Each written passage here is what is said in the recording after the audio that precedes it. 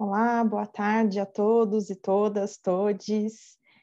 Com grande alegria que damos continuidade aqui ao projeto de extensão Direitos Humanos em Diálogo, que já está em sua terceira edição, e o tema dessa edição é Ações e Reações Políticas. Esse é um projeto a partir de uma parceria entre várias instituições, a UFBA, o IESP da UERJ, NEV da USP, ANDEP também. As primeiras edições foram voltadas para os profissionais do jornalismo e do direito, essa terceira edição para profissionais da política. Eu me chamo Juliana Tonch, eu sou professora docente do Colegiado de Ciências Sociais da Universidade Federal do Vale do São Francisco e estou tendo o prazer de acompanhar esse projeto de extensão. Aproveito a oportunidade, então, para parabenizar todos que estão trabalhando para que isso aconteça na organização e também, desde já, agradeço muitíssimo os nossos convidados que toparam participar aqui desse diálogo, dessa conversa aqui conosco essa tarde. Então, o tema do dia é como a política pode melhorar a qualidade da justiça. Então, a gente vai debater, vai conversar, vai tentar responder essa pergunta aqui hoje. Nós temos 4 convidados, a gente, na verdade, ainda está aguardando aqui uma convidada entrar na chamada, mas eu gostaria de apresentar os nossos convidados e convidadas. Então, temos aqui a honra, o prazer de contar com a presença da Luciana Zafalon, que é advogada, mestre e doutora em Administração Pública e Governo, com especialização em Política e Economia Internacional. Atualmente, ela é fellow da Open Society Foundations e é pesquisadora da New School, de Nova York, e coordenadora da plataforma justa.org.br. Ela também é autora dos livros Uma Fenda na Justiça, a Defensoria Pública e a Construção de Inovações Democráticas, e também A Política da Justiça, Blindar as Elites, Criminalizar os Pobres. Temos aqui também a honra de contar com a presença da Débora Silva Maria, que é uma ativista brasileira, fundadora do movimento Mães de Maio, que é uma rede de mães, familiares e amigos de vítimas da violência do Estado, formado a partir dos crimes de maio de 2006, e o grupo tem como missão lutar pela verdade, memória e justiça para todas as vítimas de violência discriminatória, institucional e policial. Por conta de sua atuação em defesa dos direitos humanos, foi agraciada com o prêmio Dandara dos Palmares em 2016 e em 2013 foi homenageada com o prêmio Direitos Humanos na categoria Enfrentamento à Violência. Também temos aqui a presença ilustre do professor Rodrigo Guiringuelli Azevedo, que é bolsista Produtividade em Pesquisa 1D do CNPq.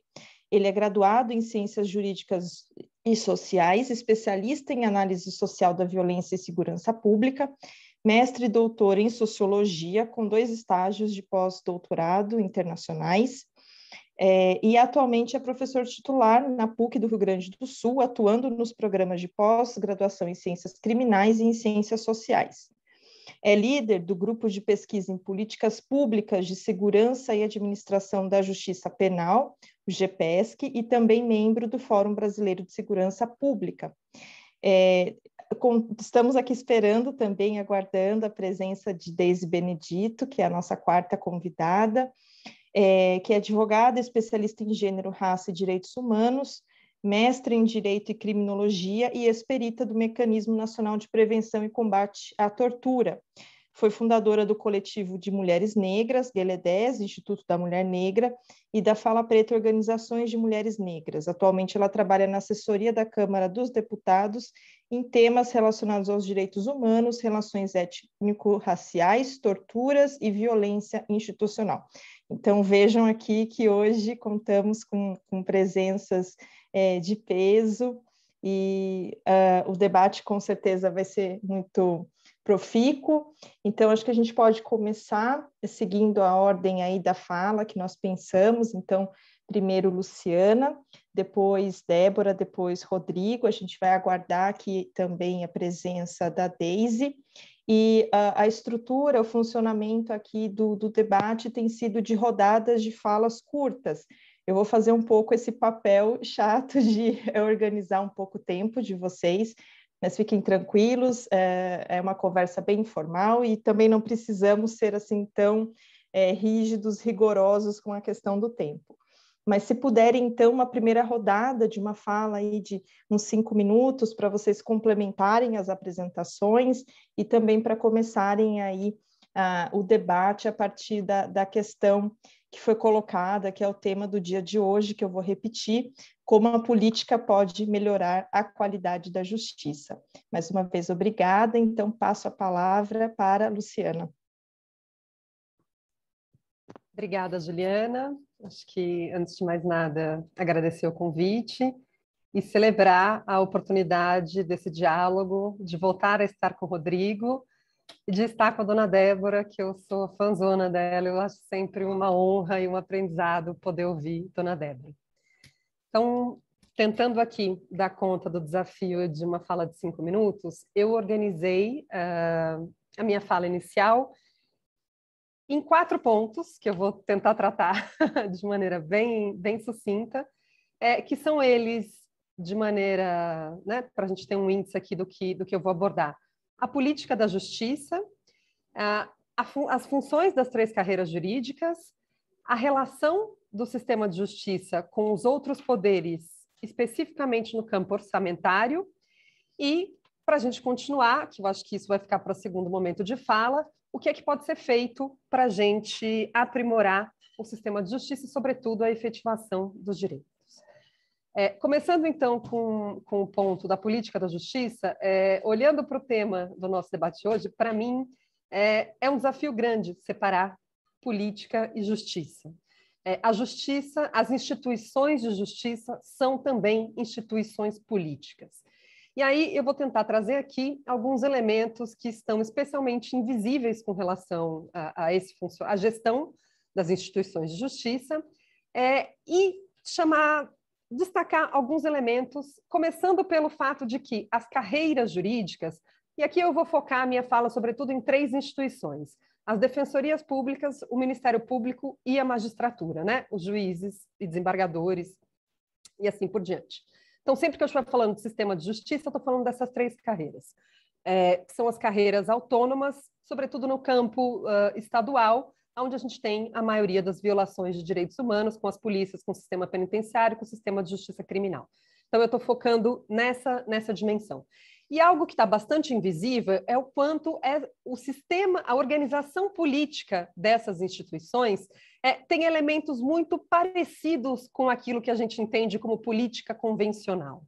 São organizações que passam por permanentes processos eleitorais, ou seja, essas carreiras têm eleições regulares para a sua chefia, para o órgão normativo, para a corregedoria, para a escola, ou seja, há sempre processos eleitorais acontecendo dentro dessas instituições.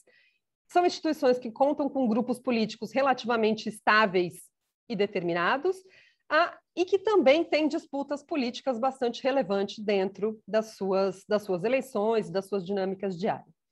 Qual é a principal diferença da política do dia a dia, das instituições de justiça, da política convencional?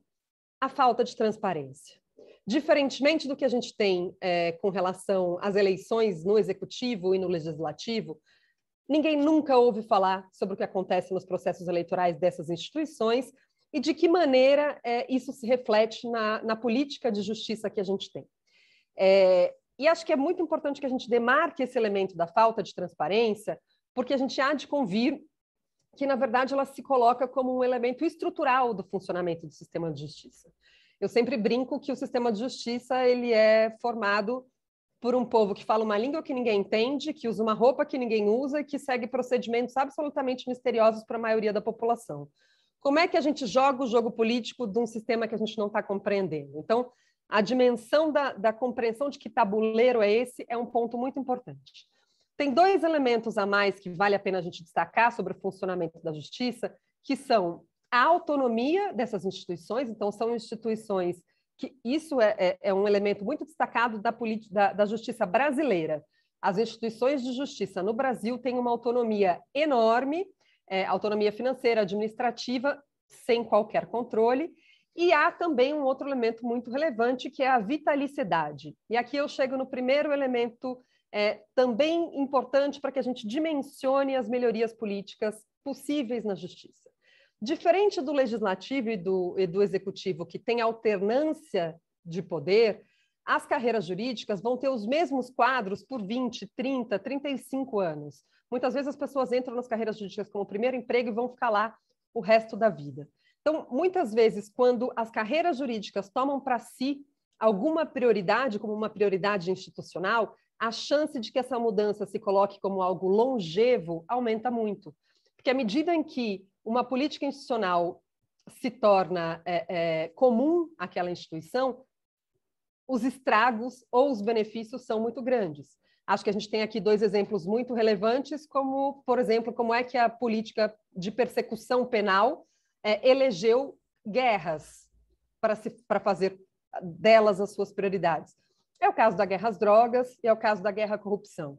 Então, de que maneira, na verdade, à medida em que uma instituição elege uma prioridade, isso pode se perpetuar muito longe e não há aí qualquer escrutínio ou possibilidade da gente participar dessas mudanças que podem ser, de fato, muito determinantes na nossa experiência democrática.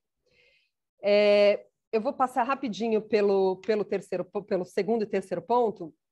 Quando eu estou falando dessas 3 carreiras, quais são os elementos que eu gostaria de chamar a atenção? Então, se a gente está olhando, e qual é o papel do sistema de justiça na nossa configuração democrática e na nossa configuração política? A Defensoria Pública cabe processar o Estado, muitas vezes, para garantir o acesso a um direito para a população de maneira geral, né? Diante de uma omissão ou de um problema, cabe à Defensoria Pública, muitas vezes, processar o Estado em defesa da população. O Ministério Público, ele é o dono da ação penal, ou seja, é ele quem vai definir quem vai ou não vai ser processado criminalmente, ou quais condutas vão ser ou não vão ser perseguidas pelo Estado. E os juízes, por fim, é quem vão tomar a decisão diante de eventual conflito. Então, são poderes muito relevantes para a vida das pessoas, né? Se a Defensoria decide ou não decide processar o Estado ou acompanhar as famílias vítimas da violência do Estado, isso muda completamente uma potencial responsabilização do Estado. A mesma coisa com o Ministério Público. À medida que o Ministério Público decide perseguir mais ativamente um determinado crime ou um outro elemento muito importante da função do Ministério Público, ele é o responsável pela fiscalização externa da atividade policial. Se ele decide levar ou não essa atividade a sério, isso muda muito a nossa experiência democrática, assim como a decisão que vai ser tomada pelos juízes. Tendo em conta esse jogo político, a gente há que se perguntar quais são os argumentos que são lançados nas disputas eleitorais dessas carreiras jurídicas. Qual é, dentro de uma eleição de uma carreira jurídica, qual é o elemento capaz de arregimentar apoio suficiente para ganhar uma eleição? É muito recorrente que quem observa essas eleições perceba o peso das pautas corporativas nas eleições institucionais. Então, atrair mais dinheiro para a instituição, para garantir cada vez mais benefícios corporativos, é um elemento político de grande relevância dentro dessas instituições. E é aqui que eu chego no meu último ponto dessa primeira etapa, que é a gente compreender como é que se dá a relação orçamentária dessas instituições com os outros poderes. E aqui eu acho que é o que mais interessa para esse nosso diálogo. É importante a gente entender, né, eu sei que nem todo mundo conhece o funcionamento do Estado e as atribuições, porque é feito para que ninguém entenda, mas se a gente olha ali a construção do orçamento, cabe ao executivo, né, ao prefeito, ao governador, ao presidente da República, propor a peça orçamentária, né, propor como é que vai se distribuir o dinheiro público, e é papel do legislativo, seja da Assembleia, do Congresso ou da Câmara, aprovar, melhorar essa proposta do governo e então o orçamento passa a valer. O jogo é esse jogo está na Constituição Federal e está nas Constituições estaduais. O governo propõe, a Assembleia discute e aprova. Essa regra, ela precisa valer tanto para o orçamento geral do ano, quanto para as eventuais mudanças que aconteçam no orçamento durante o ano, porque o orçamento muda. Você aprova X e durante o ano há uma flutuação, você tira um pouco daqui, bota ali, volta ali e tal. Pela Constituição, essas mudanças também deveriam passar pelo Legislativo, o que faz com que a discussão de dinheiro seja pública. E uma questão muito importante para que a gente olhe para o sistema de justiça e para o seu funcionamento, para a sua melhoria, para a melhoria política da justiça, é olhar precisamente para um mecanismo que as leis orçamentárias estaduais do Brasil inteiro têm, que diz respeito aos créditos adicionais. O que são os créditos adicionais? É um dinheiro que, durante o ano, pode ser distribuído a mais do que o previsto no orçamento. Ou seja, pela Constituição, isso vai acontecer, mas o governador, de novo, propõe o remanejamento, a Assembleia discute e aí fica valendo. O que é que está acontecendo na prática? Todos os estados estão aprovando as suas leis orçamentárias com uma exceção para isso, dizendo que os governos estão autorizados a distribuir livremente até um percentual do orçamento sem passar pela Assembleia. No caso da Bahia, isso é 30%, que soma quase 15 bilhões em 2021. A minha principal preocupação é de que maneira esses recursos não podem, em hipótese alguma, ser distribuídos para as carreiras jurídicas a portas fechadas.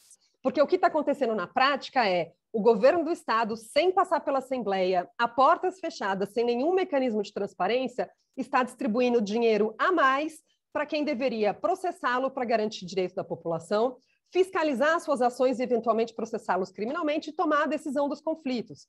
E a gente está falando de valores muito relevantes. Eu vou colar aqui o link para esse estudo, mas quem tiver interesse, está tudo disponível na plataforma justa.org.br. Mas se a gente olhar, os dados que eu tenho da Bahia aqui são de 2019. Em 2019, o governo distribuiu na Bahia para o Tribunal de Justiça 98 milhões a mais do que estava previsto na lei orçamentária. Para o Ministério Público, 34,7 milhões. Para a Defensoria Pública, quase 11 milhões. Pode um desenho democrático que se pretenda garantidor de direitos permitir a negociação de recursos, que é tão importante para a eleição dentro das instituições, que isso aconteça a portas fechadas, sem fiscalização ou transparência? Então, esses são os 3 primeiros pontos que eu queria trazer na minha fala inicial. Eu sei que eu já estourei o tempo, eu vou deixar os 2 últimos para o final, que é basicamente ilustrar esses dados. Quero falar de quanto dinheiro a gente está falando, que dinheiro é esse, como é que ele se materializa e o que a gente pode fazer para enfrentar esse problema que afeta tão dramaticamente a nossa experiência democrática, especialmente com relação à responsabilização do Estado pelos seus abusos e omissões. Obrigada. Obrigada, Luciana. Começamos muito bem esse debate. Acho que você colocou questões interessantíssimas aqui para a gente discutir. Obrigada. Deise, seja muito bem-vinda. Obrigada pelo seu aceite em participar do nosso projeto de extensão e vir aqui dialogar conosco. Estamos fazendo uma rodada inicial de apresentações e também algumas questões aí primeiras do debate. Então, eu vou dar sequência aqui à ordem que nós tínhamos pensado. Então, agora, depois da Luciana, Débora, professor Rodrigo, depois eu passo a palavra para você, Deise, a gente estava te esperando, e aí é bom porque você também pode ir aqui chegando com calma e se inteirando aqui da discussão, tá bem? Mas, enquanto estávamos te aguardando, eu também, junto com as apresentações, eu falei um pouco do currículo de todos os convidados e também falei um pouco sobre sua trajetória, tá? Então, eu passo a palavra agora, Débora, fique à vontade, a palavra está com você. Boa tarde a todos, a todas e a todos. Agradeço imensamente esse convite. E também quero cumprimentar todos os meus companheiros, né, de discussões e todos os presentes. Falar depois da Luciana, agora ela me provocou muito, porque ela traz uma aula de entendimento do que, para nós, o movimento das Mães de Maio, sabe muito bem o retrato desse tabuleiro. Um tabuleiro que, como a política pode modular uma justiça que precisa ser reformada, para além do movimento não ser um movimento reformista, né? A gente sofremos na pele o que significa essa palavra justiça, né? Quando houve o massacre de mais de 600 jovens no estado de São Paulo e todos os inquéritos arquivados. Então, é uma pirâmide que ela tem dono. Essa pirâmide ela tem dono. E vale ressaltar e chamar a atenção que quando se traz a figura do Ministério Público, né, a gente trazemos uma figura de um nome que não é público, né? É um sistema que, para além dessa tal guerra, que não existe guerra alguma, mas sim um racismo estrutural para eliminar certo tipo de pessoas indesejadas. Tendo em vista que eu sou mãe de vítima, né? E também vítima não desse sistema como um todo, né? É um sistema que ele é engessado para não funcionar e para ter 2 pesos e 2 medidas. Ele é totalmente o retrato desse tabuleiro que a Luciana expôs com riqueza de detalhe, né? A justiça ela não pode ser uma caixa preta que não é violada. Nós, o Movimento Mãe de Maio, nós não estamos aqui atacando que sempre tem a ideia de quem critica a justiça está atacando a democracia. Nós não estamos atacando a democracia.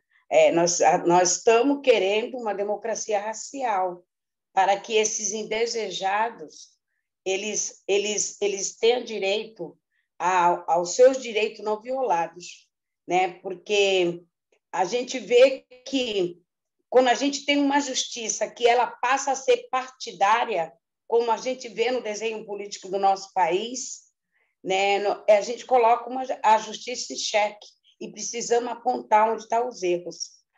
A justiça ela é totalmente, principalmente a do nosso Estado, ela é uma justiça partidária, desde o momento a qual a gente tem ciência que um massacre, o maior massacre da história contemporânea do nosso país, ele é parabenizado pelo Ministério Público. O Ministério Público que é o guardião, né? O guardião e o controle de quem é o exterminador. E ele é um dos que pratica essa violação de direitos humanos. O Ministério Público saiu há pouco tempo, alguns dias, né? Não há pouco tempo, alguns dias, o relatório do Fórum de Segurança, né? É um absurdo, 90% não são pedido indiciamento. Então, tem uma certa cor essa justiça. Essa justiça é uma justiça que o mesmo crime de pessoa de alto padrão não é o mesmo que uma pessoa pobre moradora de favela e de periferia. Então, para que essa justiça trabalha? Essa justiça trabalha para a manutenção desse sistema negacionista, desse sistema que acha que não pode ser violado. Não é uma caixa preta, eles são nossos funcionários. Esse sistema é pago com nossos impostos, né? E a gente vê que quando se tem uma decisão favorável a nós, né, tipo de uma esmola que eles oferecem para nós. Então, nós estamos falando dessa justiça que a política ela pode mudar, mas não há interesse. Não há interesse, porque o interesse que está por trás desse tabuleiro é o interesse próprio. Veja bem, é o interesse próprio de alguns e da minoria, com poder aquisitivo, que quem tem dinheiro manda. Então, nós não podemos aceitar, jamais, sabe? Quando a gente vê uma justiça que aceita essa pirâmide que conserva para eles mesmos e pronto. sabe? Muitas vezes criminaliza quem enfrenta. O movimento Mãe de Maio é um movimento que ele vem para escrachar essa justiça que nos negou o direito à vida dos nossos filhos. Nós estamos colocando a justiça na ponta da pirâmide. É uma justiça paliativa, uma justiça corporativista, a nossa justiça brasileira. E nós, como mãe, não temos resultado positivo. É menos de 8%. Aonde está a falha? A falha está nesse corporativismo. É um corporativismo, sim.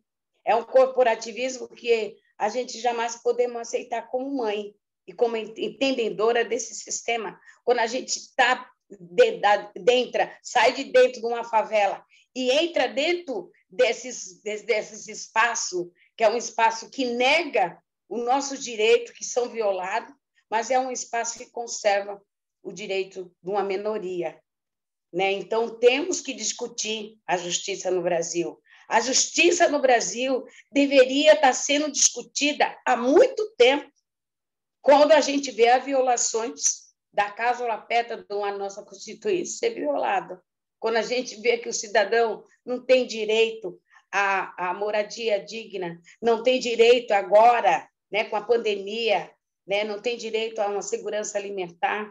Quando a gente vê que o cidadão não tem direito à vida, não tem direito à saúde, aonde está essa justiça que não vê isso? Jamais vê isso. Eles estão com a venda nos olhos. Eles estão com a venda nos olhos, continuam com a venda nos olhos. Eu acho que passou da hora da justiça tirar essa venda dos olhos, depende de nós. Depende de cada um saber conversar, discutir, sabe? Fazer curso, vão se aperfeiçoando, né? E não só na teoria, mas também na prática, observar as práticas dos frontes, dos cotidianos dos movimentos, que está aí escancarando. O movimento de mãe está muito forte, dizendo que nós precisamos que a justiça funcione. Ela não funciona para nós. Tem erros, e nós apontamos os erros grosseiros, né? Então, que a justiça do nosso país seja uma justiça para todos. Esse é o ponto de vista nosso. Nós não estamos, quem pede justiça, quem pede uma justiça sem corporativismo, é pessoas que querem transformação. E está bem no colo das mães. As mães, elas deixaram de ser dona de casa para entender esse sistema e passaram a ser pesquisadora como eu, sabe? Como tem mãe também advogadas, mãe nos movimentos sociais, mães no serviço social, mães artistas, sabe? Então, elas passaram a entender o seu corpo de não ser um corpo vingativo, mas sim de transformação. Então, a justiça precisa ser transformada e a política, ela tem esse papel muito forte de não tomar lá e dar cá, mas sim transformar. É isso. Muito obrigada, Débora, por suas palavras. Por conta aqui do horário, eu vou passar já imediatamente ao Rodrigo Guiringuelli Azevedo e depois de sua fala passo para a Deise. Então, Rodrigo, fique à vontade. Obrigada mais uma vez aí por ter aceitado o nosso convite também. Tá bem, Juliana, eu que agradeço o convite, agradeço também a Mariana. Queria saudar todas e todos os presentes e saudar também as duas que me antecederam, a Luciana e a Débora, que fizeram duas falas muito boas, né? Caracterizando aí todo esse contexto de problemas que envolvem o Poder Judiciário no Brasil, a Justiça até de uma forma mais ampla. E eu vou procurar complementar um pouco ou falar alguma coisa, né, daquilo que eu mais ou menos pensei em colocar nesse debate, que é um debate sobre em que medida a política pode melhorar a justiça, né? Então, esse é o foco, e foi em torno disso que eu pensei a partir daquilo que é a minha formação e a minha ótica a respeito desse tema, que é a ótica da sociologia do direito, para a qual esse tema sempre esteve em pauta, né? Sempre esteve na agenda de pesquisa, já desde pelo menos os anos 80, né? Quando o Brasil entra num contexto de redemocratização, de elaboração de uma nova ordem constitucional, e já naquela época essas questões eram debatidas, né? Mas eu diria, naquele momento, muito pouca coisa avançou em termos de uma mudança estrutural do Poder Judiciário no Brasil. A estrutura continuou mais ou menos a mesma, e muitas coisas deixaram de ser discutidas, mexidas, alteradas. Isso fez com que, inclusive, quando o presidente Lula foi eleito lá em 2002, na eleição de 2002, ele tenha colocado isso em pauta, né? E inclusive usando as mesmas palavras da Débora, de que o Poder Judiciário no Brasil era uma caixa preta, né? Esse era o discurso, essa era a expressão utilizada, inclusive, no programa de governo apresentado naquela época. E isso produziu alguma coisa, né? Quando o Lula foi eleito, lembrem que já no primeiro ano de mandato, em 2003, foi aprovada uma emenda constitucional, a emenda 45, que foi justamente a emenda da reforma do Poder Judiciário. Não foi fácil aprovar aquela emenda, era um primeiro ano de governo de um partido que até então nunca tinha governado, que representava uma grande expectativa de mudança e que colocou em pauta e na agenda política justamente esse tema da reforma do Poder Judiciário. Junto com isso, lembrem que naquela época foi criada no Ministério da Justiça a Secretaria Nacional de Reforma do Poder Judiciário, o que foi considerado por muitos juízes um escândalo. Como é que o Poder Executivo cria uma Secretaria de Reforma do Poder Judiciário? Isso não é tema do Poder Executivo, isso é nosso tema, pensavam os juízes na época, né? Pensavam a mesma coisa em relação ao CNJ, o Conselho Nacional de Justiça, que quando foi discutido, na verdade, a ideia era um órgão de controle externo do Poder Judiciário. Ele foi perdendo uma boa parte dessa natureza de controle externo na medida que foi sendo negociada a sua aprovação. Acabou sendo aprovado, né, com uma composição majoritariamente de membros do próprio Poder Judiciário, o que acabou, de alguma forma, alterando essa expectativa de um órgão de controle externo.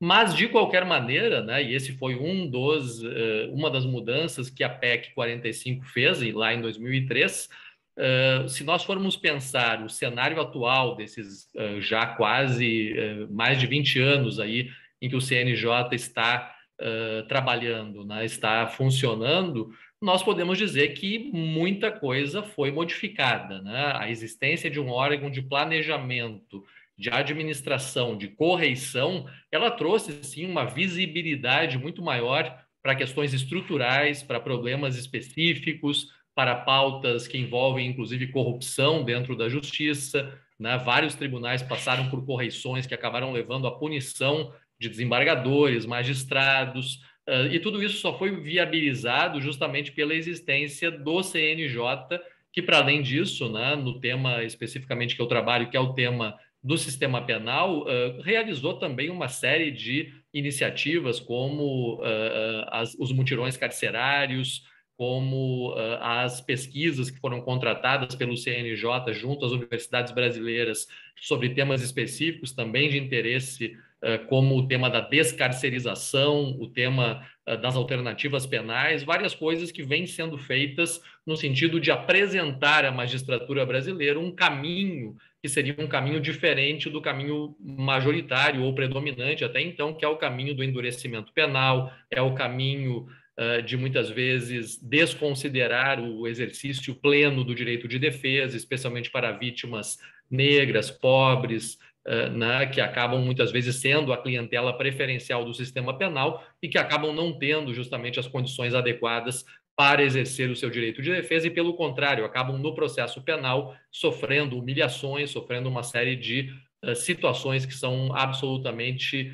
afrontosas em relação ao que seria a ideia de um poder judiciário democrático e voltado para o enfrentamento dos problemas sociais. Além disso, né, a emenda 45 ela deu autonomia às defensorias públicas, e para quem conhecia a realidade das defensorias públicas até aquele momento, e quem olha para essas instituições hoje, reconhece também uma grande transformação.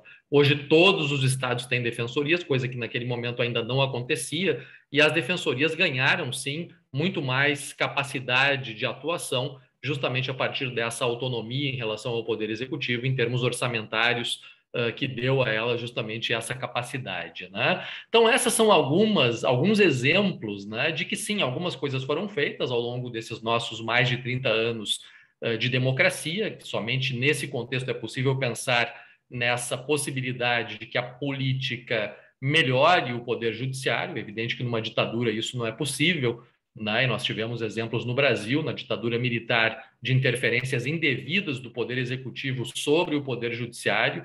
Temos exemplos contemporâneos, como é o caso da Venezuela chavista, né, onde também houve uma interferência do poder executivo sobre o poder judiciário, e isso acaba levando a uma absoluta subserviência do poder judiciário, e na democracia isso não é o que nós esperamos, né, evidentemente, assim como tem acontecido também em El Salvador e outros países da América Latina que ainda têm dificuldades para a consolidação de uma estrutura política democrática, né?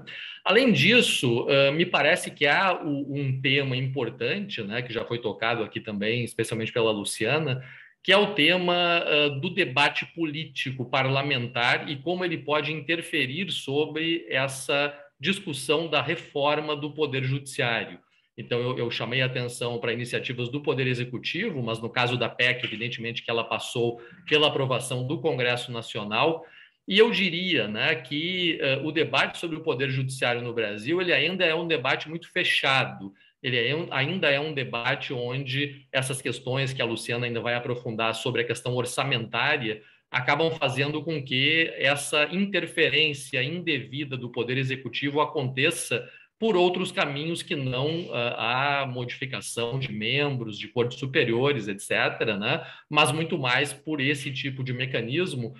E por que isso acontece, né? Na verdade, há situações, me parece ainda, de uma extrema fragilidade do ponto de vista dogmático, doutrinário, do ponto de vista da justificação jurídica das decisões judiciais, o que faz com que nós tenhamos um sistema judicial ainda muito marcado por casuísmos, por decisões que se alteram de acordo com interesses políticos, justamente, né, que não são os interesses de um poder judiciário autônomo e independente, atuando de acordo com as suas regras e lógicas próprias de funcionamento, né? E isso tudo acaba fazendo com que quem tem a caneta na mão e pode influenciar a distribuição de orçamento, evidentemente que tenha condições de influência política para impedir que algumas coisas avancem e fazer com que outras avancem, né? Não podemos deixar de colocar que tudo que aconteceu na Operação Lava Jato, até a condenação do ex-presidente Lula,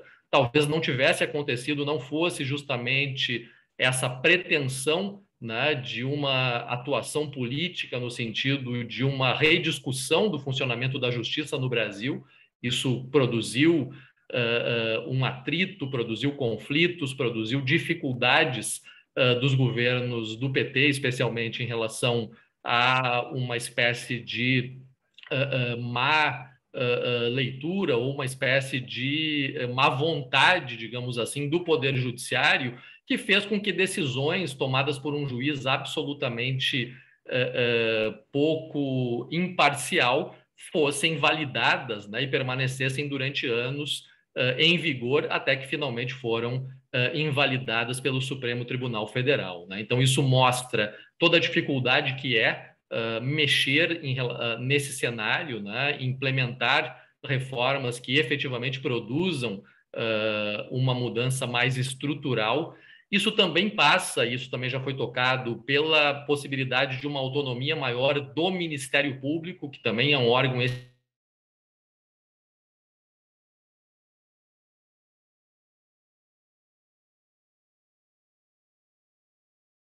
essencial ao funcionamento da justiça, ou seja, alguém que estava ali para evitar que denúncias avançassem em relação ao Poder Executivo. Isso, de uma certa forma, foi alterado justamente a partir do momento em que o Poder Executivo Federal passou a nomear o primeiro indicado nas listas tríplices do Ministério Público, que acabou dando muito mais autonomia e independência, também produzindo problemas, né, que podem ser identificados aí nas gestões que se sucederam ao longo dessas últimas décadas, mas que mesmo assim eu diria que ainda é uma grande vantagem em relação a uma situação que agora nós voltamos a ter, que é a de subserviência desse órgão fundamental em relação aos interesses do governo, né? Então, me parece que aí também há um ponto importante no sentido de que essa autonomia seja assegurada. Então, essas são algumas questões que eu gostaria de trazer para o debate, acho que algumas delas já foram tocadas, me parece fundamental, na fala da Débora também isso fica marcado, que não há democracia sem poder judiciário, mas é importante que se discuta qual o poder judiciário, é importante que essas questões em relação à reforma, tanto reformas pontuais e incrementais, quanto reformas estruturais, que tudo isso seja colocado no debate público, não seja considerado algo de exclusividade dos próprios juízes, né, como muitas vezes eles mesmos consideram, para que esse debate possa ser ampliado, né, para que nós possamos enfrentar também problemas do sistema político, que nesse momento, me parece, não tem grande vontade política de que grandes mudanças aconteçam, mas que esse debate, então, seja feito para que a opinião pública possa se posicionar em relação a ele e possamos, de alguma maneira, avançar em relação a todas essas questões. Obrigada, Rodrigo, pelos seus apontamentos. É sempre muito bom poder te ouvir. Passo a palavra agora, Deise. Você está aqui com a gente? Opa. Bom, boa tarde a todos e todas e todos. Boa tarde. Muito obrigada pelo convite. É um prazer estar aqui com vocês. Pena que não vou poder ficar o tempo todo, porque eu tenho agora um compromisso já, mas eu quero conversar com vocês. Eu achei muito interessante o que Luciana traz, ela teve um trabalho extraordinário na defesa do doutorado dela sobre a questão de orçamento do Poder Judiciário, e um dos trabalhos mais interessantes dos últimos tempos nesse sentido. E aí, é bom, quando a gente vai falar sobre a questão da justiça, a questão política da justiça, a gente tem que ter bem claro como o direito chega no Brasil. Como que o direito é institucionalizado no Brasil? Como é que foram criadas as primeiras universidades de direito, a Faculdade de Olinda, a Faculdade de Lago São Francisco, que tem toda uma movimentação a partir da chegada da família real em 1808, tudo isso. E aí tem que também se avaliar como é composto esse poder judiciário. Esse poder judiciário ele é composto, sempre foi composto pelas elites. O nosso direito é um direito patrimonialista, é um direito que sempre visou proteger aqueles que sempre foram protegidos. Uma elite, e uma elite política, uma elite com força e poder de intervenção no executivo e no legislativo.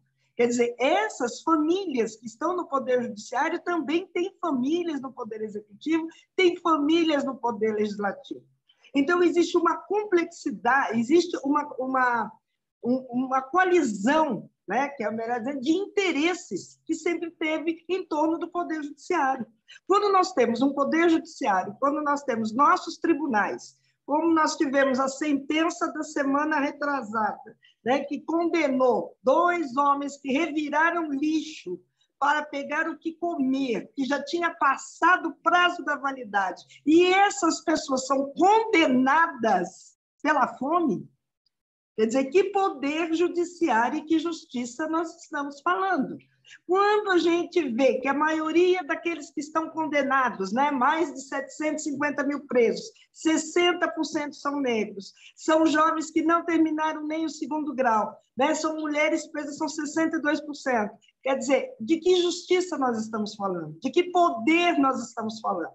Se passamos por 388 anos sob a égide do escravismo, aonde negros e negras eram bens moventes e semoventes, objeto de disputas nas heranças. Quer dizer, como que a gente vai falar de justiça quando a justiça no Brasil ela se ergue sob o domínio das elites colonizadoras e escravagistas? Como que nós vamos esperar uma justiça solidária, uma justiça que entenda o que seja justiça, a não ser além dos seus próprios olhos, do seu próprio umbigo?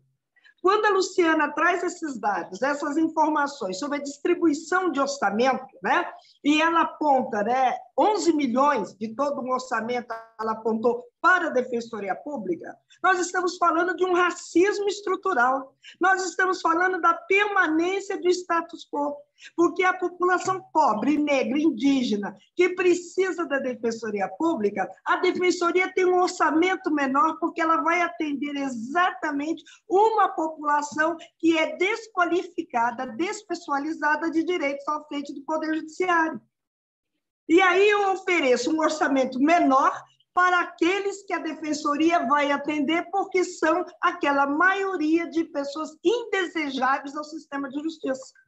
Então, eu vou tratá-los de forma desigual e vou permanecer a égide da desigualdade quando eu me refiro ao orçamento. Eu queria ver o mesmo orçamento do Judiciário ser distribuído para o Ministério Público e para a Defensoria Pública. Seria interessante que também o Poder Judiciário tivesse que se virar com 11 milhões, que o Ministério Público tivesse que se virar com 11 milhões. Mas não, eles têm orçamentos maiores, porque a política, o lobby entre o Ministério Público e entre o Poder Judiciário é uma elite política conservadora, intransparente e intransponível na nossa sociedade. E, a partir desses interesses, é que se mantém aqueles que devem ser livres e aqueles que devem continuar e permanecer presos. E, quando a gente fala dessa questão da política e da justiça, nós vemos, foi muito bem colocado pelo professor, toda a dificuldade que todo o aparato jurídico para condenações, ter um viés político, e todo o aparato para não se defender dentro do judiciário também com aparato político. Porque a estrutura do judiciário no nosso país, ela é uma estrutura elitista, conservadora, homofóbica e racista. E tem interesses a serem defendidos. Existem interesses a serem defendidos. Quando surge o judiciário do Brasil, as nomeações são feitas por quem? Quem nomeava? De que famílias vinham? Quais interesses políticos estavam por trás? E isso ocorre até os dias de hoje. Quem são os juízes? Qual é o perfil dos juízes? E, principalmente, esses juízes que estão entrando mais jovens, que são juízes que têm a mão pesada. São juízes que vêm, alguns de uma pseudo-elite, né? E que mantêm o status quo das condenações. Né? Que não se vê. O judiciário, ele não desce, ele não sai da bolha para conhecer a realidade. Qual é a realidade de dois homens que reviram uma lata de lixo para pegar comida para comer em um supermercado? Qual é a realidade? Aonde está o judiciário? Um judiciário que não se move nas questões mais prioritárias, que é a questão que a Débora colocou. Onde está o judiciário na questão da saúde? Onde está o judiciário na educação? Onde está o judiciário na moradia? Onde está o judiciário na condenações de crimes contra o racismo? Aonde está o judiciário? Esse judiciário ele se mantém calado, porque ele tem que ser acionado. E se é acionado, ele vai ter que responder. E se tiver que responder, ele vai ter que prestar o seu serviço jurisdicional condenando o Estado. E o Estado é incondenável nesse país, porque é atingir a própria elite, e eles não vão dar tiros no pé. Então, essa que é a grande dificuldade. Quando a gente vê a dificuldade que as pessoas têm para receber precatórios do Estado, a dificuldade que as pessoas têm para receber as indenizações do Estado, as protelações que ocorrem para poder se pagar as pessoas que sofreram, né, violações por parte do Estado, é justamente uma manutenção de poder, é uma manutenção de controle sobre corpos indesejáveis, que são os corpos das mães de Maio, são os corpos das mães de Manguinhos, das mães de Jacarezinho, das mães do Carandiru. São esses corpos indesejáveis que têm que ser dizimados a partir de uma ineficiência jurídica por parte do Poder Judiciário. Porque se o Judiciário agir da forma que é prescrito na lei, você teria um judiciário que, antes de condenar, ele ia buscar assegurar o direito das pessoas. Mas, ao contrário, um Estado que não cumpre com os seus preceitos constitucionais, eu vou no artigo 6º da Constituição, né? Que não atende à escola, educação, moradia, trabalho, lazer, salário digno, ele se torna ilegítimo pelo ato do punir. Punir um jovem de 18 anos a uma pena de 5,4, 3,2, quando você olha a nota de culpa desse jovem, ele não escreve, ele desenha, porque ele não sabe escrever. E aonde estava esse Estado quando ele mora num quarto-cozinha com o banheiro do lado de fora, na beira de uma ribanceira, que quando vem enchente leva tudo, até o pouco que ele conseguiu? Aonde está o Estado que essa mãe não conseguiu colocar esse menino numa creche? Aonde estava o Estado que os professores eram mal remunerados, mal estimulados para dar aula? Onde estava o Estado que permitiu que esse menino fosse para os faróis? Então, qual é a legitimidade desse Estado, a legitimidade desse Poder Judiciário, que não questiona também, que não se posiciona diante das tragédias sociais? E aqueles juízes que se atrevem são perseguidos, são relotados, são excluídos, né? Aqueles que se arvoram contra esse processo que está colocado. E aí, quando o professor falou dessa questão da reforma do judiciário, obviamente que houve uma insurreição dos juízes. Claro, quem vai nos controlar? Eu não pareço Deus, eu sou Deus, quem controla Deus? Né? Numa linguagem mais popular. Quer dizer, como vai invadir a nossa praia, né? Com reformulações? Obviamente que não só reformar esse judiciário, mas trazer esse judiciário para perto dessa população, que já é desprovida dos orçamentos básicos. E aí, quando Luciana traz as negociações que são feitas, né, as várias negociações, está todo no escopo político, de quem são os candidatos, a serviço de quem são esses candidatos a deputados estaduais e deputados federais, quais interesses que eles estão defendendo. E, obviamente, claro que vai ter os interesses do Poder Judiciário, abraço armado, que tem do seu lado o Ministério Público, e que a defensoria é aquilo, é a migalha que cair da mesa, porque vai atender exatamente essa população que não deve ser atendida em hipótese alguma. E aí, já terminando a minha fala, é uma pena que eu queria ouvir mais a Luciana falando, eu queria que ela explorasse mais do ponto de vista do trabalho que ela fez, né, sobre essa questão orçamentária, porque essa questão orçamentária ela está diretamente ligada ao racismo estrutural da sociedade brasileira. A ausência de políticas públicas para a população negra, para a população indígena, passa pela divisão de orçamentos, passa por que é prioritário. E nós, negros e nós, indígenas, não somos prioridades numa sociedade escravista, que tem as marcas ainda da escravidão impregnadas nos nossos corpos, pelo tom da nossa pele. E, a partir daí, é que nós temos, né, que não só fazer uma discussão mais ampliada, mas ter uma compreensão, né, do que significa este Poder Judiciário. Né? Quando a gente fala, hoje está se falando muito de justiça restaurativa.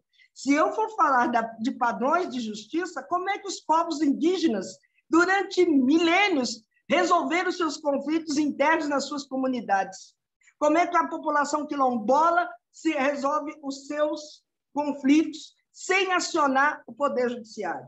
E como esse Poder Judiciário, como o direito do Brasil se estabelece, desconhecendo os padrões civilizatórios dos povos indígenas e os padrões civilizatórios de direito dos povos africanos. A partir desse desconhecimento, né, de todo esse desconhecimento, desse apagamento cultural e civilizatório regado pelo racismo, a gente hoje vivencia este Poder Judiciário que condena uma mulher por ter pegado miojo no supermercado para alimentar o filho. Condena 2 homens que reviraram uma lata de lixo. Um Poder Judiciário que uma juíza deu, mas ele parece ladrão. As características dele é de um indivíduo de alta periculosidade. Esse é o Poder Judiciário que está aí. Eu não estou falando do judiciário do século XIX, eu estou falando do judiciário do século XXI. É esse poder que está aí. Então, eu penso que toda discussão que for para pensarmos esse Poder Judiciário, temos que também pensar nos cursos de direito. como é que os cursos de direito são formados, como é aplicada as disciplinas do direito, quais são as disciplinas prioritárias, aonde estão a questão do Estatuto da Criança e do Adolescente, das convenções internacionais, os direitos das mulheres, das questões da população indígena, da população negra, das resoluções, aonde está isso nos cursos de direito? Praticamente inexistente. Porque a gente tem os cursos de direito e temos as unisquinas, que fabricam, né, que ficam sob essa égide de ficar fabricando pessoas que sejam formadas em bacharéis, e aí você tem um número de bacharéis que vão prestar concurso público, que vão se tornar funcionários públicos, na sua grande maioria, outros vão se transformar em delegados, outros sonham com a promotoria, e outros sonham, né, em se tornar juiz. E aí, essa situação é que nos coloca, enquanto situação de população negra, população indígena, a parte de um processo que se diga justiça, quando se desconsidera os padrões milenares civilizatórios dessas duas populações, né? Então, vou ter que parar por aqui, que já está em cima da hora de eu entrar em outro compromisso.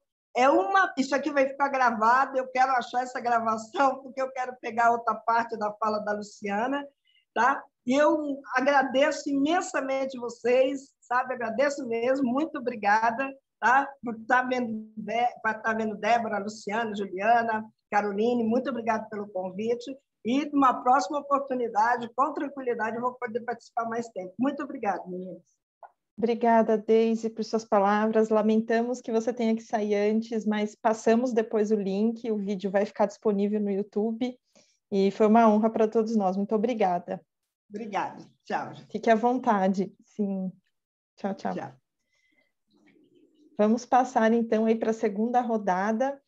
Gostaria de lembrar a todos que estão aqui na sala com a gente, vocês podem colocar questões, perguntas ou só comentários no chat. Eu posso fazer esse papel de mediar, eu coloco as questões aqui para os nossos e nossas convidados, convidadas. Então, vocês podem começar a se manifestar aí, tá bem?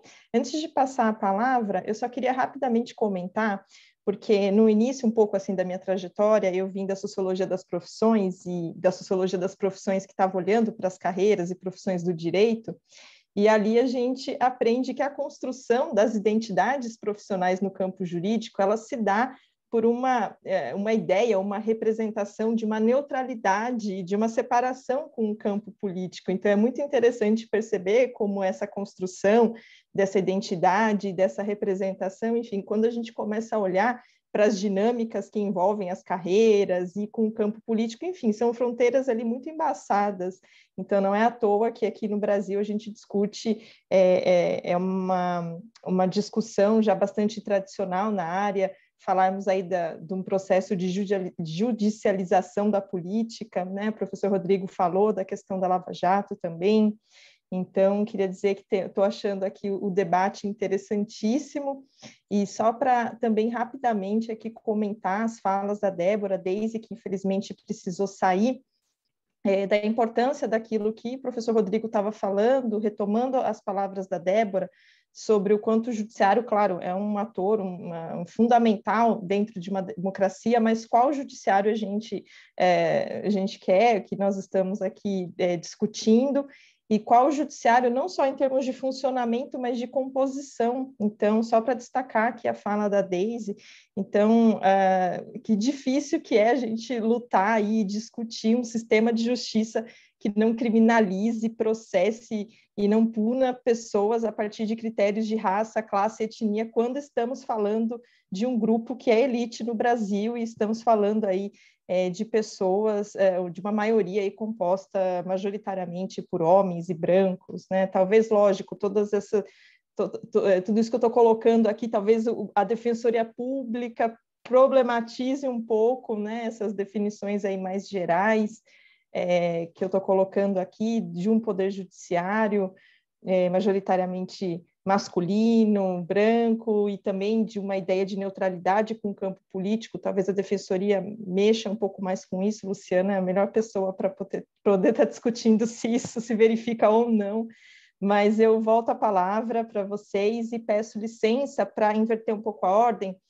porque o Rodrigo também tem um compromisso, assim como o Deise precisou sair, Rodrigo daqui a pouco também tem um outro compromisso. Então, Débora e Luciana, se estiver tudo bem para vocês, eu gostaria de passar primeiro, então, a palavra ao Rodrigo e depois para vocês, tá bem? Então, obrigada, Rodrigo.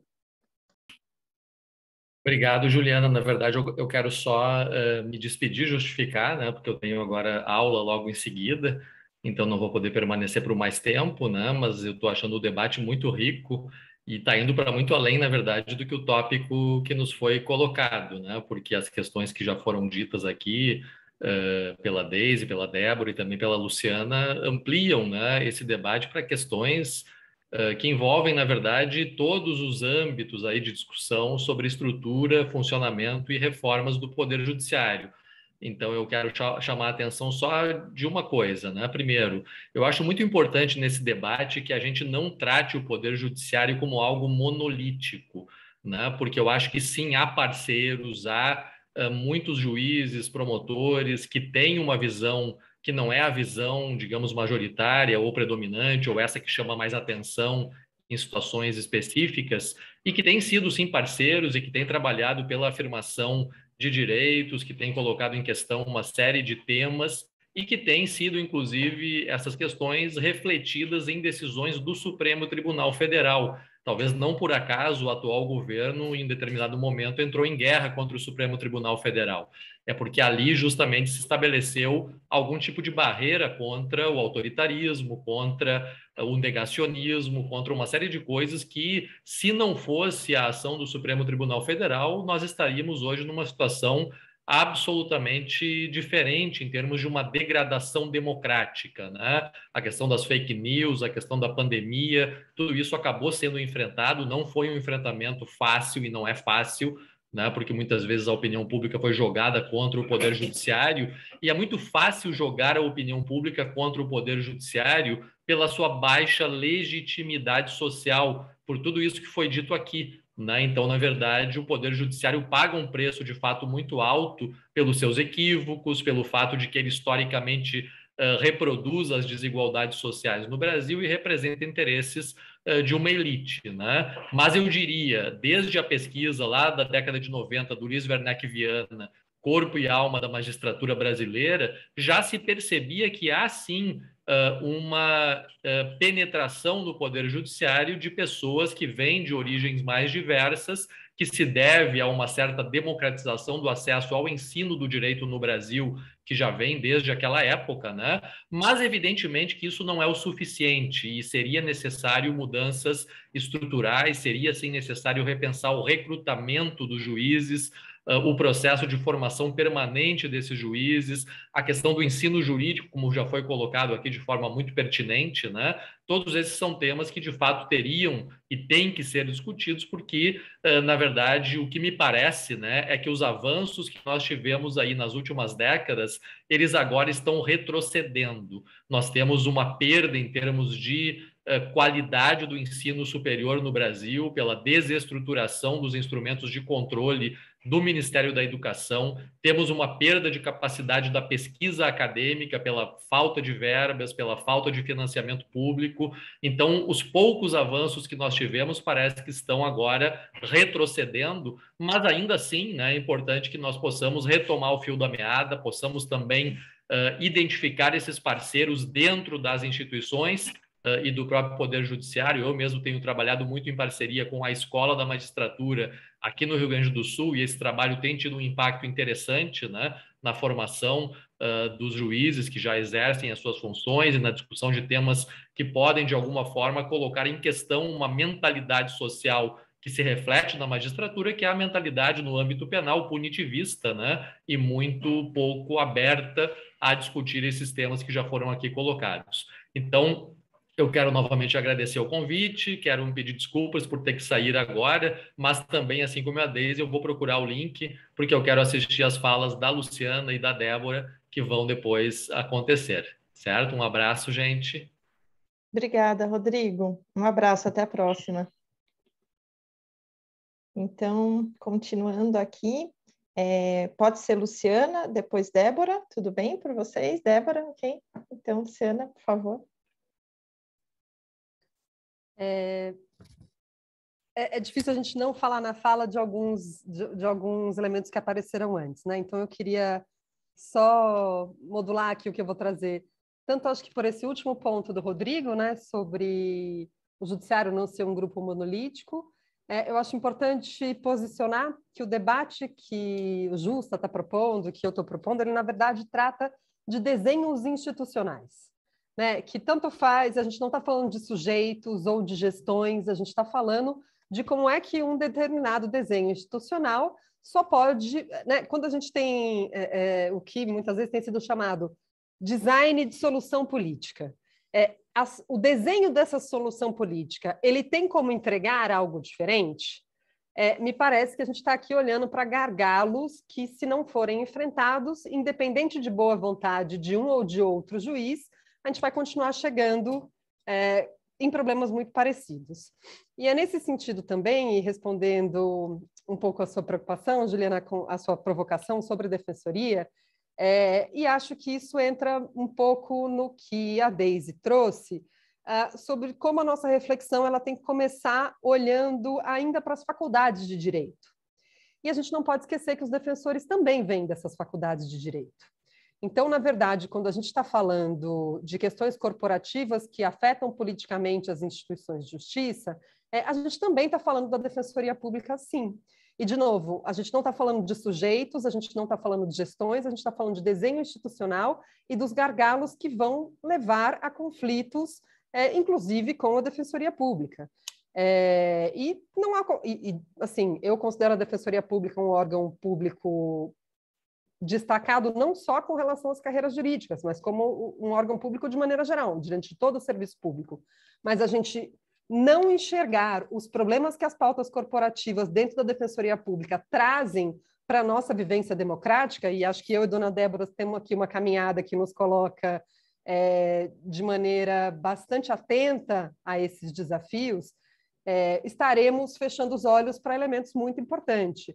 O corporativismo dessas instituições, ele começa, sim, nas faculdades e ele se perpetua dentro de todas as instituições. Eu sempre achei muito curioso, eu sou formada em Direito, quando desde o primeiro ano da faculdade, se perguntar, né, um professor entrava na sala e perguntava para as pessoas, mas o que você quer fazer depois de se formar? E a resposta muitas vezes era, eu quero prestar concurso. Como é que pode ter um resultado bom depois disso, entendeu? A pessoa não está preocupada se ela vai acusar, se ela vai defender, se ela vai julgar, se ela vai prender, se ela vai soltar. O que ela está preocupada é com a sua estabilidade, com a sua remuneração. Isso causa distorções que se replicam em todas as instituições. Então, acho que é importante, eu queria fazer essas duas ressalvas. É uma pena que Deise e Rodrigo não estejam aqui para a gente poder aprofundar, mas eu queria fazer essa ressalva de que sim, o problema que eu estou falando também afeta a defensoria pública, e eu entendo que o bloco monolítico realmente não é, a gente tem pessoas boas em todas as instituições, e, de novo, acho que a defensoria é uma instituição destacada, mas a gente está falando de desenho institucional e de questões que precisam ser enfrentadas. E aí tem um outro elemento que veio na fala da Dona Débora e também da Deise, com relação ao perfil dos juízes, que antes de eu voltar para os meus dados, eu queria só... E aí, gente, eu vou tomar a liberdade de colar alguns links aqui no nosso chat de materiais a respeito do que eu estou falando, até para a gente ganhar tempo, eu não precisar ficar passando por isso. Mas sobre o perfil do judiciário e daquele grupo que eu tenho chamado de os atingidos pela justiça, que é sobretudo quem é atingido pela justiça criminal. É um grupo de muita disparidade. A gente está falando de 80% dos juízes são brancos. E, ao mesmo tempo, 2 em cada 3 pessoas presas são negras, né? E de que maneira a gente está falando de 51% das pessoas presas não tem sequer ensino primário completo, né? Então, a gente, de fato, está falando de 2 universos muito, muito diferentes. E aí, voltando para o que quais são os reflexos dessas escolhas orçamentárias na forma como tem se desenhado a nossa experiência de justiça, eu acho que vale a gente dizer que como é que essa distribuição de orçamento tem se dado. Hoje, os membros das carreiras jurídicas, e aqui eu estou falando das 3 carreiras jurídicas, quando a gente compara os patamares remuneratórios das carreiras jurídicas, todas elas, e os dados da PNAD, né, das Pesquisas Nacional de Amostra Domiciliar Contínua, ou era contínua, pelo menos, a gente observa que os membros das carreiras jurídicas no Brasil estão entre os 0,08% mais ricos do país.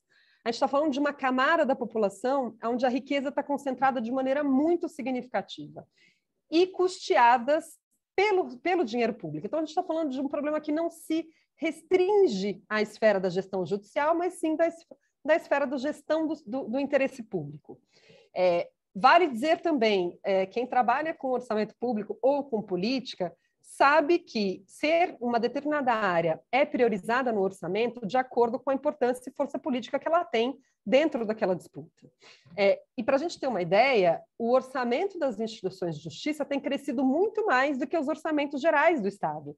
Por mais que o orçamento cresça, o das instituições de justiça está sempre crescendo a mais. E das 3 instituições, não estou falando, e isso varia um pouco ao longo, em todo o Brasil, mas isso é uma constante. Para a gente ter uma ideia, a PEC do teto dos gastos constitucionais já estava em vigor quando a gente tem a revisão do teto remuneratório do funcionalismo público por uma demanda das carreiras jurídicas. Ou seja, a gente já tinha uma PEC do teto dos gastos constitucionais e ainda assim o salário, sobretudo das carreiras jurídicas, é revisto para que se passe de 37 para 39 mil reais. Ou seja, é uma desproporção e uma desvinculação da realidade nacional que carece de atenção. E para que se diga, né? Esse também é um argumento que muitas vezes surge, mas é importante que os juízes, promotores e defensores recebam boas remunerações. Não há dúvida, eu concordo rigorosamente com isso, mas para que a gente tenha alguma referência de como a gente está trabalhando num desenho de solução política muito fora da realidade, um juiz de meio de carreira ou um promotor de meio de carreira no Brasil ganha mais do que o dobro do que um juiz ou um promotor de fim de carreira na Alemanha. Ganha mais que o promotor da Itália, da França, de Portugal. Ou seja, a gente está falando, na verdade, de uma realidade paralela vivida numa economia enfraquecida, aonde a gente vai criando essas distorções bastante significativas. Mas aí eu queria voltar para o tema, acho que principal aqui dos meus 2 últimos pontos de fala, de que maneira a política pode melhorar a justiça. E eu volto para o debate orçamentário para que a gente, inclusive esse é um momento especialmente relevante para isso, porque nesse momento tramitam em todas as assembleias legislativas a lei orçamentária anual do próximo ano. E é muito importante que a gente discuta de que maneira essa existência de créditos adicionais precisa ser problematizada e a gente precisa voltar para o que diz a Constituição, tanto a Constituição Federal quanto as constituições estaduais. Qualquer remanejamento de recurso não pode ser feito só pelo Executivo. Os remanejamentos de recursos de qualquer ordem precisam ser debatidos na Assembleia Legislativa e precisa ter mecanismos de transparência para que a gente possa acompanhar essa flutuação de recursos. Não podemos continuar avançando com essa dimensão de negociação de recursos a portas fechadas entre os governos e quem deve fiscalizar, processar e julgar os seus atos. Para a gente ter uma ideia aqui, eu vou usar alguns dados da Bahia, mas a gente tem na plataforma do Justa dados de outros estados também, como Ceará, Paraná, Tocantins. Em 2019, que são os dados que eu tenho aqui na mão, como eu disse, né, Tribunal de Justiça, Ministério Público, Defensoria Pública receberam suplementações. Então, quando eu falei dos 11 milhões, que a Deise retomou na fala dela, eu estava falando de dinheiros extras recebidos pela Defensoria sem tramitar na Assembleia, ou seja, essa distribuição de créditos adicionais que não é feita de maneira transparente. Ao mesmo tempo que essas áreas recebiam, que essas instituições recebiam suplementações orçamentárias, outras áreas perdiam recurso, porque você tira de um lugar para pôr de outro. Então, ao mesmo tempo que o sistema de justiça estava recebendo mais recurso, a área de ciência e tecnologia foi cortada a 74,5 milhões, a área de habitação teve corte de mais de 30 milhões, saneamento básico teve corte de mais de 330 milhões, assistência social mais de 3 milhões, isso só no estado da Bahia. Ou seja, a gente está falando de instituições que já são privilegiadas no orçamento inicial, mas que durante o ano ainda recebem mais recursos que são tirados de outras áreas e não são discutidos publicamente. Então, a nossa proposta de encaminhamento para essa questão é que em todos os estados a gente comece a fazer uma mobilização. A gente está fazendo em São Paulo esse ano passado a gente fez na Bahia, em São Paulo, problematizar a existência desse dispositivo nas leis orçamentárias estaduais que permitem que esse dispositivo que permite que os governos distribuam créditos adicionais sem passar pela Assembleia. Isso deve ser, de fato, problematizado e a gente tem que tentar impedir a continuidade desse hábito que vem sendo naturalizado, mas precisa ser revisto.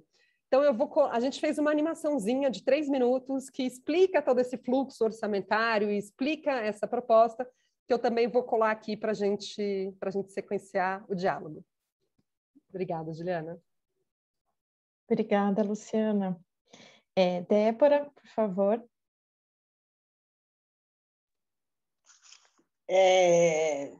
Sempre a Luciana, eu pegando carona na fala da Luciana, porque ela faz uma fala muito provocativa e que também atingiu nós, né, como movimentos sociais.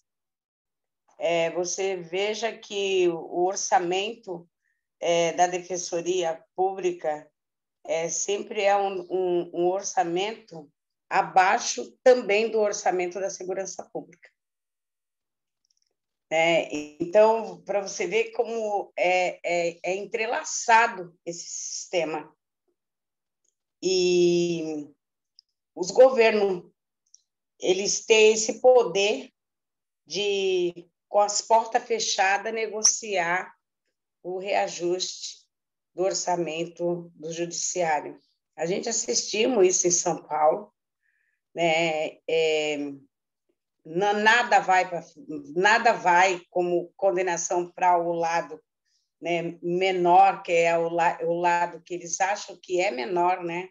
Eles que acham que é menor, né? O lado da população mais interessada que a justiça funcione, né? Porque é inaceitável você saber que juízes, promotores, os próprios defensores passam pela uma universidade de direito, uma universidade que a gente procura, a gente tem uma fala assim, muito pontual quando a gente fala de fora para dentro, para além das universidades. As universidades, principalmente a de direito, que uma universidade que ela traz a teoria para a produção do fortalecimento do capital. E esse fortalecimento do capital é um fortalecimento racista. Nós temos familiares, né, na Escola de Direito do Lago São Francisco, e as aulas práticas, ele não precisa ler nos livros. Eles têm a aula prática com o caráter e que uma universidade não dá no canudo. Então, nós passamos por essa peneira do judiciário quando danos morais, o judiciário acha que o danos morais retribuído pela violação que o Estado fez pela vida do meu filho é 1/3 do salário mínimo. A vida do meu filho, como pensão vitalícia, é 1/3 de um salário mínimo. Veja, o Brasil não tem jamais dinheiro suficiente para pagar a vida do meu filho, nem a vida de ninguém. Então, veja bem como o racismo ele também vem nessa parte de danos morais.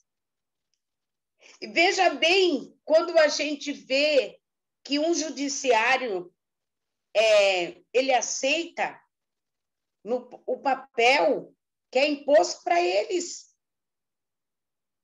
de uma investigação mal feita. É uma cadeia que cai no colo do judiciário e eles fazem a vista grossa. É uma cadeia, quando a gente tem uma defensoria, que o nome diz Defensoria Pública, que para poder implantar um assistente de acusação dentro da defensoria, houve resistência. Tá aí a doutora Luciana, ela sabe que nós fomos a ferramenta para a implantação do assistente de acusação que precisava. Né? É muito triste quando uma mãe pede um filho pelo Estado e bate na porta da defensoria e a gente vê os estagiários, que os futuros profissionais desses que nós estamos falando, dizer que ali não é o lugar da população procurar, né? Aquilo não é o espaço da população procurar sua defesa, ou a defesa dessa vida que foi ceifada. Então, nós estamos falando que precisa se modular, é geral. Quando um procurador, ele fala incansável mãe, não teve como provar. Ele não dá essa responsabilidade para a justiça, né, para a polícia judiciária. Ele dá essa responsabilidade para as mães. Daquele momento, você passa a ser pesquisadora. E passou a ser pesquisadora, você exige que as universidades aceite a produção do conhecimento de quem está no front. Não é o copia e cola. Porque nós temos que trazer um conjunto do que nos atinge moralmente. Quando a gente vê um Ministério Público dizer que não consegue chegar às autorias do crime dos nossos filhos, mas consegue investigação dizendo que mãe é dona de biqueira, porque está lutando. Então, nós estamos falando do judiciário criminalizador, que a venda nos olhos não é por acaso, é pago para não ver. A justiça é paga para não ver. É muito revoltante quando a gente vê o orçamento e sabendo que a miséria ela cada vez aumenta mais no Brasil e o judiciário num quadradinho muito acomodado. Nós estamos falando de todos. Nós não estamos falando da minoria. Nós não podemos falar da minoria. Nós estamos falando dessa maioria, porque muitas vezes enxerga o que está acontecendo e não se debate com seus pares. E quando não se debate, é omisso. E nós estamos falando dessa omissão. Nós colocamos todos na balança. Porque a gente sabe que muitas vezes é progressista, mas continua se alienando aos seus pares. Quando a gente vê um julgamento de juízes falando que que não consegue fazer, sabe? Aquele julgamento pedindo para sair de um julgamento por fórum íntimo. A gente está falando desse fórum íntimo, do padrinho, da madrinha, disso, do pai, da mãe, do filho, e de pai para filho, de filho para pai, e por aí vai. Quando a gente vimos os adolescentes ganhar as ruas pedindo educação de qualidade, pedindo que parasse de roubar as merendas escolar, os desvios, as propinas, a gente estamos falando desse judiciário que reclama que está no trânsito parado e quando chegasse a sentença, mata, e quando chegar lá eu te defendo, declaradamente, nas margens dos Facebook ou então na rede social. Nós estamos falando de um judiciário que é pago para não ver. Nós estamos falando de uma elite branca, de uma elite machista, racista do nosso judiciário.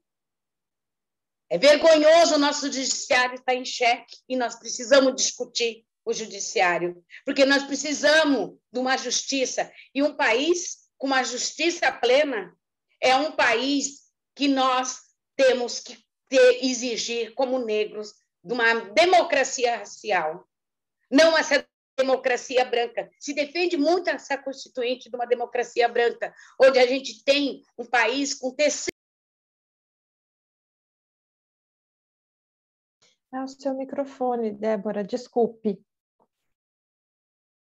Ficou desligado. Eita, acho que ela não está ouvindo, será? Dona Débora? Dona Débora? Ela não... Mas quem está gerindo a reunião pode desbloquear o microfone. E chega nessa base da pirâmide, porque não vai, quando vai, sofrer racismo. A gente estamos falando de uma mulher que tentou soltar, uma desembargadora tentou soltar 8 presos que já tinha passado o prazo do julgamento. E ela foi processada. Então, a gente vê que é tão minoria lá dentro que a gente acaba defendendo quem é nossos, porque a gente conta no dedo. Então, nós estamos falando de um sistema, de uma base de um pirâmide, e é esse tabuleiro. Esse tabuleiro não é uma caixa preta. Eles são nossos servidores. E o movimento Mãe de Maio, dos 365 dias do ano, está falando que nós precisamos dos nossos direitos humanos ser preservados. Porque onde não há democracia, há violações dos nossos direitos.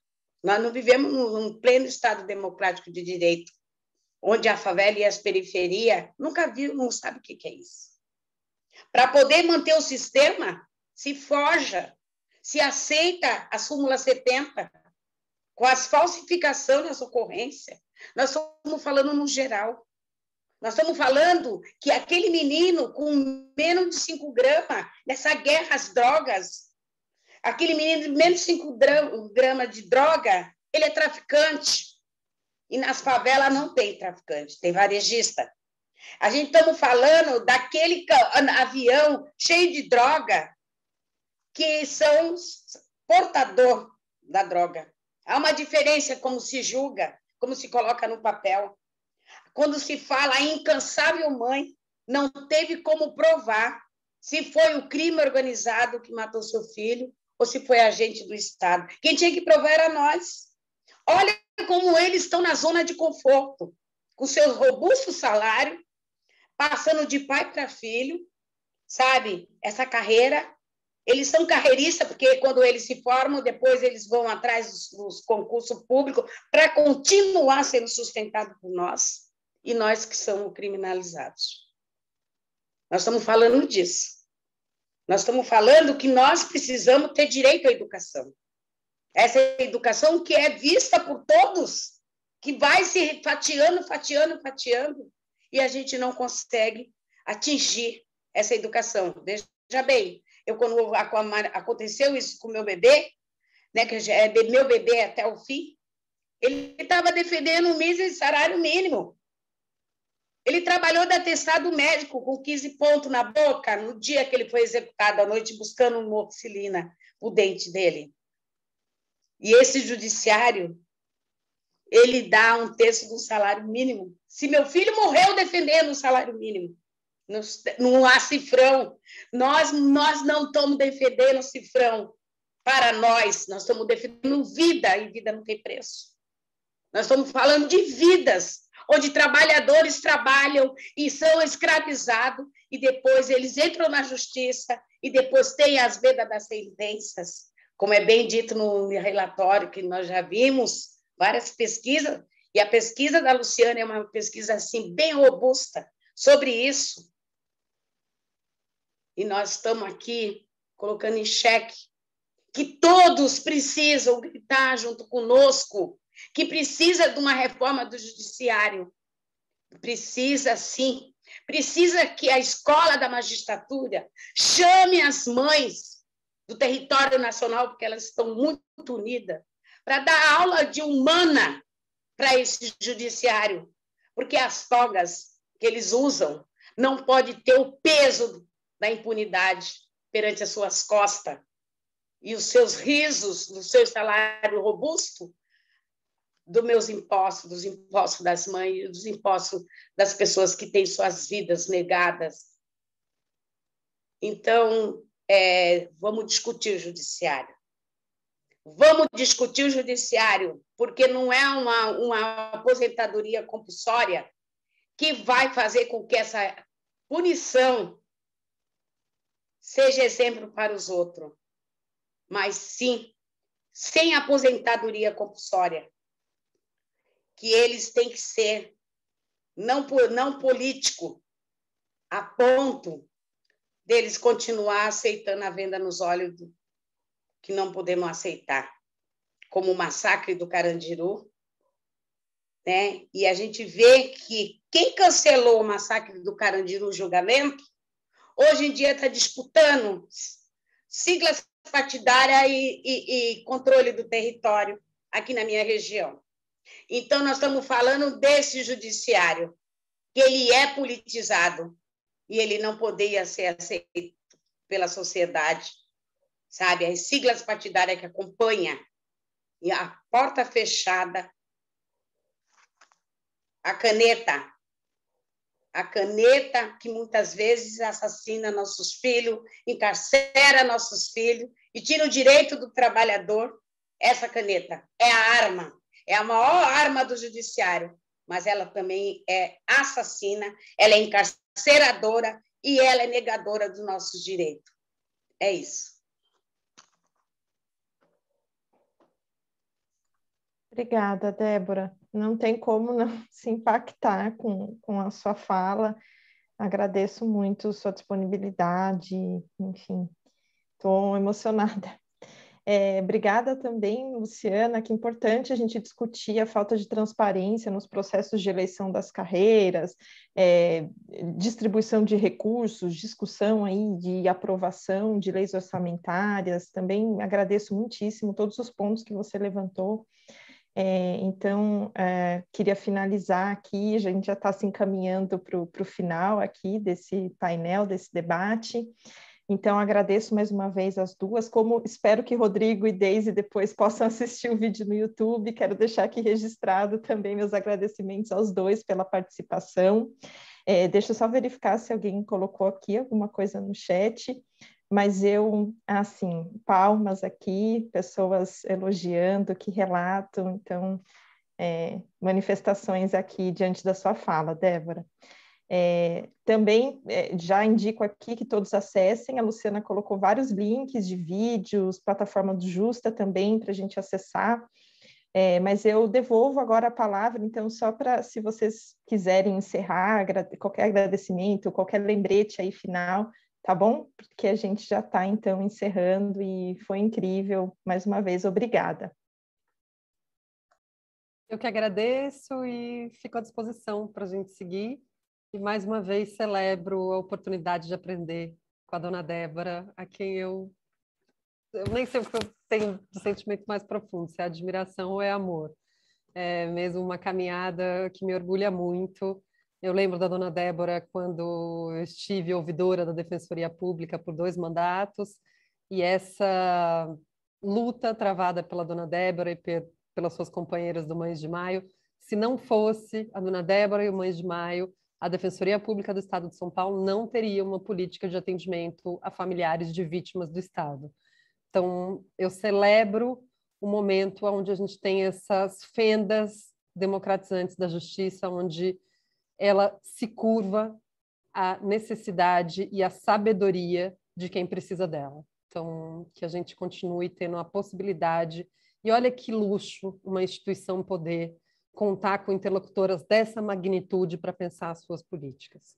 Então, que a gente consiga, de fato, ter esse modelo de justiça, me parece que seria um alento e tanto. Obrigada.